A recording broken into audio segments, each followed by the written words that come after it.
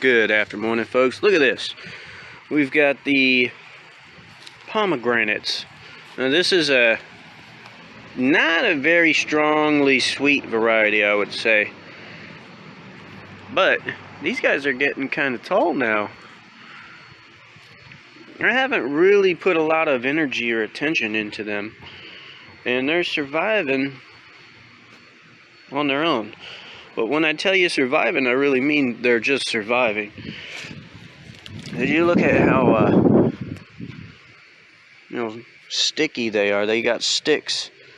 It's mostly just sticks. Some of them I think have died, like this one here.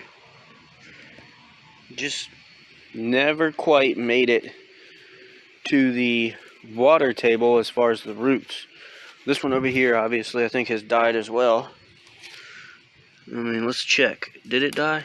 Yeah, that looks dead. Yeah, there you go. If you look at the wood, it's not fresh.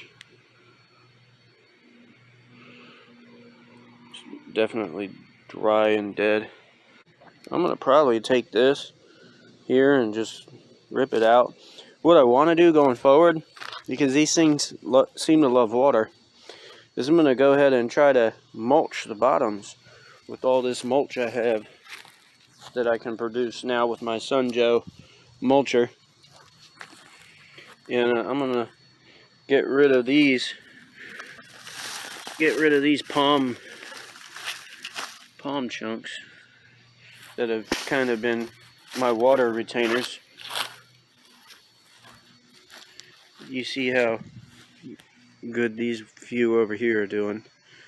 Anyhow, Zone 9B, Florida, pomegranates can be done out in the full sun. I'm going to do a new experiment going forward of ones that are done in the understory. They seem to do pretty well in the understory, so I'm going to check that out. Anyhow, thanks for watching. I'll keep you updated. Have a good day.